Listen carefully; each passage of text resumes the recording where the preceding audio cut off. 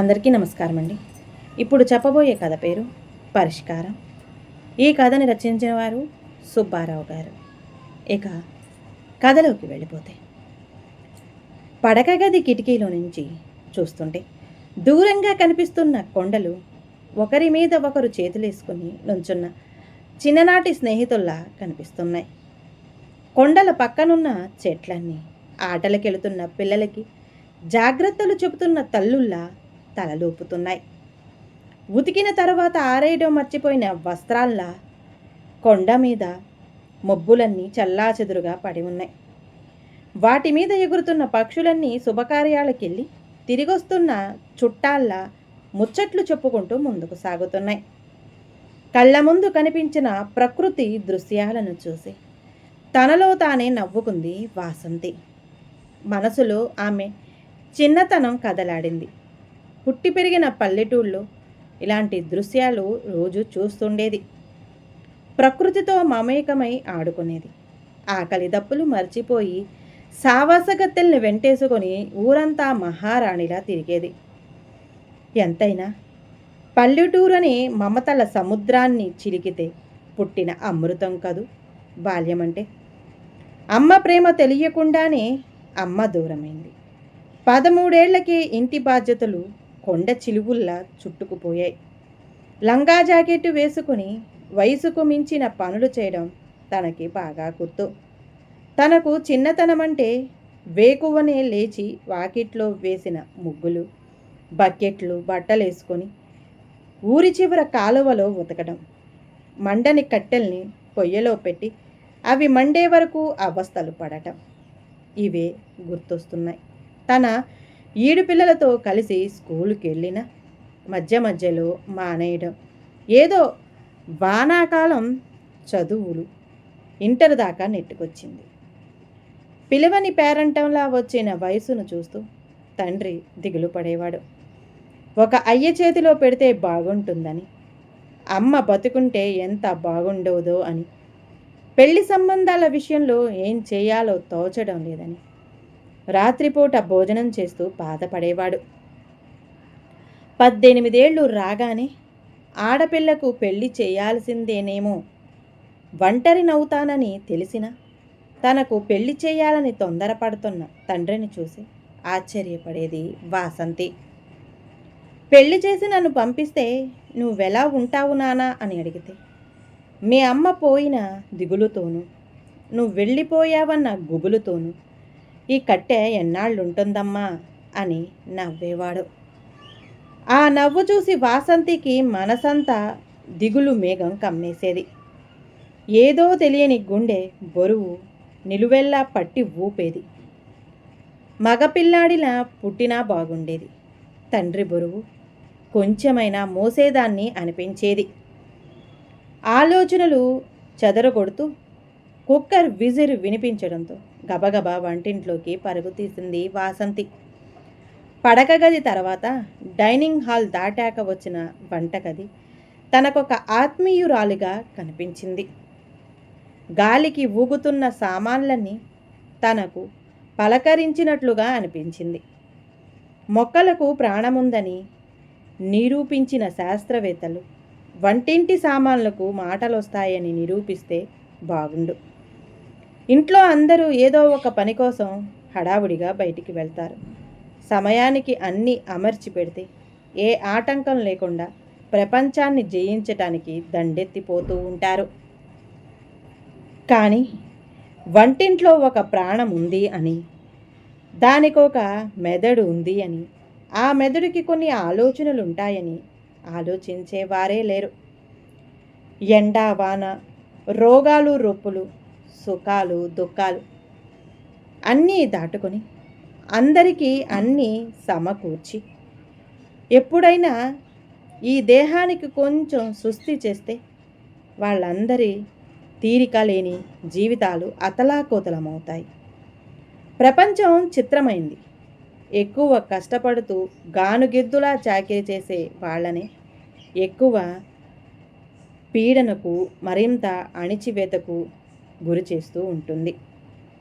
అన్నం వార్చి మళ్ళీ స్టవ్ మీద పెట్టింది. కుక్కర్లో కూర ఉడికిందో లేదోనని మూత తీసింది. వేడి ఆవిరి ముఖం మీద కొట్టింది. కలువుల్లాంటి కళ్ళల్లో నీళ్లు చిప్పిల్లాయి. బుగ్గలు ఎర్రగా కందిపోయాయి. చెట్టు కొమ్మలకు చిక్కుకున్న గాలిపటంలా మనసు ఆలోచనలో చిక్కుకుపోయింది. సూక్తులుగా, శ్లోకాలుగా చలామణిలో ఉన్నవన్నీ ఒక్కొక్కసారి వాస్తవానికి దూరంగా ఉన్నాయనిపిస్తుంది వాసంతికి. పురుషుల కన్నా స్త్రీలకు ఆకలి 2 రెట్లు అధికమట. సిగ్గు 4 రెట్లు, ధైర్యం 6 రెట్లు, కోరిక 8 రెట్లు ఎక్కువట. ఇన్ని చెప్పిన వాళ్ళు స్త్రీ మనసును ఎన్ని టన్నులు ప్రేమతో నింపవచ్చో చెప్పలేకపోయారు. కోరినవి ఇస్తే స్త్రీలు పడుంటారనే ప్రతి మగాడు భ్రమపడతారు. ఆ భ్రమలోనే జీవిస్తారు. కానీ వస్తువుల కంటే వ్యక్తుల సాన్నిహిత్యాన్ని కోరతారని, పోగేసిన మూటల కంటే తనివి తీరా మాట్లాడే 4 మాటలు ఇష్టపడతారని గుర్తించరు. దేవుడి దయ, తన అదృష్టము, చనిపోయిన తల్లి ఆశీర్వాదము, వెతక్కుండానే వచ్చిన సంబంధం తండ్రిని ఉక్కిరి పిక్కిరి చేసింది. కట్నాలు కానుకలు లేకుండా కేవలం అమ్మాయిని మాత్రమే పంపితే చాలనే మగపెళ్లి వారి ఆరాటం వాసంతికి నచ్చింది. మరి లావు, మరి సన్నం కాకుండా మధ్యస్థంగా ఉన్న పెళ్లి కొడుకు వాసంతికి తెగ నచ్చేశాడు. ఈడు జోడు బాగుంది. తల్లి లేకపోయినా మంచి సంబంధం కుదిరిందని ఊరు వాడంతా చెవులు కొరుకున్నారు.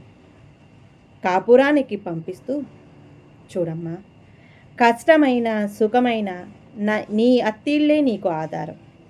ఇంట్లో అందరితో సఖ్యతగా ఉండు. చుట్టం చూపుగా వచ్చి 2 రోజులుంటే తిండి పెట్టగలను, కానీ కాపురం వదిలి వచ్చేస్తే తట్టుకోలేను తల్లి. అసలే తల్లి లేని పిల్లవు. చిన్న పిల్లాడిలా బోరుమంటున్న తండ్రిని నీళ్లు నిండిన కళ్ళతో చూసింది. వాసంతి పాల గ్లాసుతో పడక గదిలోకి వెళ్ళేసరికి రాజేష్ ల్యాప్టాప్ చూస్తూ కూర్చొని ఉన్నాడు. అందరూ ఆసక్తిగా ఎదురు చూసే ఆ తంతంటే ఏమాత్రం ఆసక్తి లేనట్లు, ఏమీ పట్టనట్లు కూర్చున్న అతన్ని చూసి విస్తబోయింది. మంచం మీద అతని పక్కన కూర్చొని పాలు అంది. వినిపించనట్లుగా తన పనిలో నిమగ్నమయ్యాడు. పాలు తాగడేమో అనుకొని మంచం పక్కనున్న స్టూలు మీద పెట్టింది. అందంగా అలంకరించిన ముస్తాబంతా దుఃఖాన్ని 10 చెయ్యసాగింది. తలుపులు మూసిన ఆ గది తనకొక బందీఖానాలో ఉంచినట్లుగా అనిపించింది. తను రాగానే పైకి లేచి తనను ప్రేమగా దగ్గరకు తీసుకొని 4 మాటలు మాట్లాడతాడని ఆశించింది. ప్రేమ రాహిత్యం మనిషిని ఎంతటి పతనానికి ఈడ్చుకుపోతుందో, నిరాశ ఎంతటి నిస్పృహలోకి నెట్టేస్తుందో అనుభవంలోకి రాసాగింది.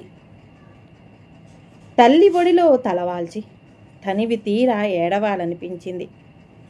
దానికి కూడా అవకాశం లేకుండా ఆ భగవంతుడు భయంకరమైన ఒంటరితనాన్ని, భరించలేని నిశ్శబ్దాన్ని కానుకగా ఇచ్చాడు.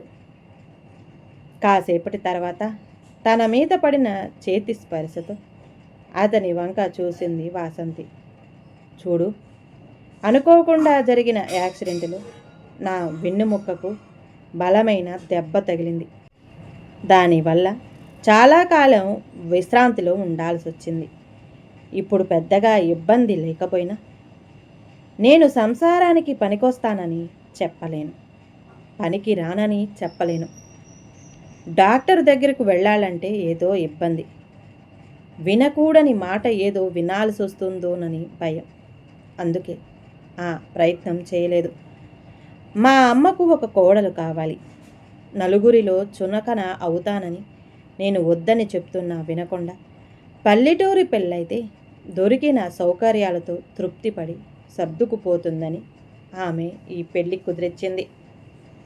సప్త సముద్రాలు ఒక్కసారిగా పొంగి పొర్లి తనను ముంచెత్తినట్లు అనిపించింది వాసంతికి.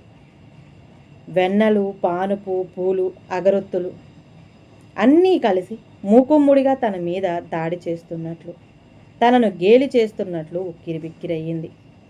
ఈ ఇంట్లో నేనేం చేయాలి? అందరి అవసరాలు నీవిగా చేసుకోవాలి. అంతకి మించి ఇంకేమీ లేవా? ఆకలేస్తే తింటాం, నిద్రొస్తే పడుకుంటాం, కోరిక కలిగితే తీర్చుకుంటాం. కానీ కోరికల కోసమే బతకం కదా. కోరికలు చంపుకోవడానికి. మనం సన్యాసులం కాదు, సంసారులం. అందుకే ఎదురు చూడమంటున్నాను. ముత్యాలు నదిలో పడతాయేమో కానీ మాటలు మాత్రం మదిలోనే పుట్టాలి. పక్షం రోజులు చీకటి కమ్మిన ఆకాశమంతా శుక్లపక్షం నాటికి వెన్నెలతో కొత్త అందాన్ని సంతరించుకుంటుంది. తన అందం మాత్రం శుక్లపక్షం కోసం ఎదురుచూస్తూ కృష్ణపక్షంలోనే మగ్గిపోతుంది. అర్ధరాత్రి హఠాత్తుగా మేలుకు వచ్చింది వాసంతికి. భర్త ఆదమరిచి నిద్రపోతున్నాడు. మెల్లగా లేచి కిటికీలో నుండి బయటికి చూస్తూ నిలబడింది. ఏం చేస్తున్నావు అక్కడ? ఉలిక్కిపడి వెనక్కి తిరిగింది. పక్క మీద అటు ఇటు కదులుతూ భర్త. చీకటిని చూస్తున్నాను. చీకటిలో ఏం కనపడతాయి? చీకట్లో ఎన్నో కనపడతాయి. చీకట్లోకి చూస్తే భయమేస్తుంది. నాకు పగలు భయంగానే ఉంటుంది. కళ్ళు మూసుకొని ప్రశాంతంగా పడుకుంటే నిద్ర దానంతటదే పడుతుంది. దుప్పటి మీదకి లాక్కున్నాడు. రాత్రులన్నీ నా వయసైనని వెన్నెలని మింగేస్తుంటే మీకులాగా ప్రశాంతంగా నిద్రలా పడుతుంది అనుకోలేకపోయింది. పెళ్ళవడం కోసం నిజాన్ని దాచాను. నిన్ను మోసం చేశాను, ఒప్పుకుంటాను. కానీ ఏదో బలహీనత ఉందని ఇప్పుడు డాక్టర్ దగ్గరికి వెళదామంటే మాత్రం నా వల్ల కాదు. నలుగురికి తెలిస్తే నాకెంత అవమానమో ఆలోచించు అంటున్న భర్త వంక అనుమానంగా చూసింది వసంత. ఇదే లోపం నాలో ఉంటే మీరిలాగే ప్రవర్తిస్తారా? చివాలును చూశాడు. ఇన్నాళ్ళు అణిచిపెట్టిన అహమేదో కోపంతో పుసల కొట్టసాగింది. తప్పును చెప్పుకోవడం కంటే కప్పుకోవడానికే ఇష్టపడుతున్న భర్తను చూస్తూ రోడ్డు మీద కాలు జారి పడినప్పుడు నలుగురు చూశారని అవమానంగా భావిస్తామా? పరువు పోయిందని ఊరేసుకుంటామా అంది. ఏమీ మాట్లాడలేదు రాజేష్. మనిషి మనసు పరిణితి చెందడానికి పెరిగిన ప్రాంతం కంటే వెంటాడే అనుభవాలే సరిపోతాయేమో. తనంటే ఏదో ఒక వ్యాపకంతో ఇన్నాళ్ళు సరిపెట్టుకొని జీవితాన్ని కొనసాగించాడు. కానీ 3 ముళ్లతో ఏకమైన బంధంలో ఆశించినవి అందకపోతే జీవితం ఎంత దుర్భరంగా ఉంటుందో. వాసంతిని చూస్తే బాధేసింది. ఏమీ మాట్లాడకుండా మౌనంగా ఉన్న భర్తను చూస్తూ, చూడండి, ఆహారం, నిద్ర మనిషికి ఎంత అవసరమో, శారీరక సుఖం, మానసిక సంతృప్తి కూడా అంతే అవసరం. అవి లేకపోతే మనిషి తనలో తానే ఒంటరిగా శూన్యంలో మిగిలిపోతాడు. మానసికంగా దిగజారిపోతాడు. మనుషులు అప్పుడప్పుడు తప్పులు చేస్తుంటాం. ఒక్కొక్కసారి ఏవో బలహీనతలకు లొంగిపోతుంటాం. అలాగని జీవితాంతం అవే తప్పులు కొనసాగించలేము. ధర్మేచ అర్ధేచ కామేచ మోక్షేచ పెళ్లి చేసుకున్న భర్తతో అన్ని సుఖాలు అనుభవించాలని కోరుకోవడం భార్యగా తప్పు కాదు కదా. తప్పటడుగులు వేయడానికి క్షణం పట్టదు. అయినా ఓ మరకను కడుక్కోవడానికి ఒక జీవితం సరిపోదు. అందుకే చెప్తున్నాను, ఈ రాత్రిని ఉదాసీనంగా గడపటం కంటే గుర్తుండిపోయే రాత్రిగా మార్చుకోవాలని ఆశపడుతున్నాను. ఇన్నాళ్ళు ఖాళీగా శూన్యంగా ఉండే గుండె గోడలకు కొన్ని మధురానుభూతుల్ని పంచాలని ఆరాటపడుతున్నాను. దయతో కాదనకండి అంది. పైకి అసహనంగా కనిపించిన లోపలేదో ఆందోళన మొదలైనట్లుగా ఉంది రాజేష్ ముఖం.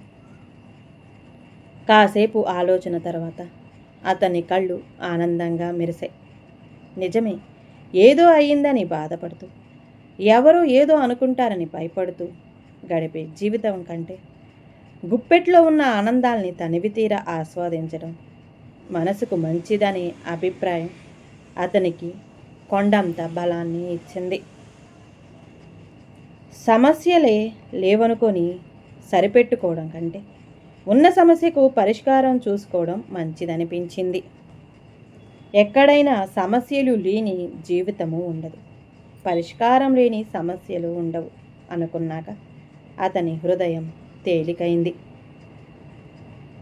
ఈ కథ కనుక నచ్చితే ప్లీజ్ అండి లైక్ చేయండి, అలాగే ఛానల్ని సబ్స్క్రైబ్ చేసుకోవటం మాత్రం మర్చిపోమాకండి. మీ విలువైన అభిప్రాయాన్ని కామెంట్ బాక్స్లో కామెంట్ చేయండి. అందరికీ ధన్యవాదాలండి.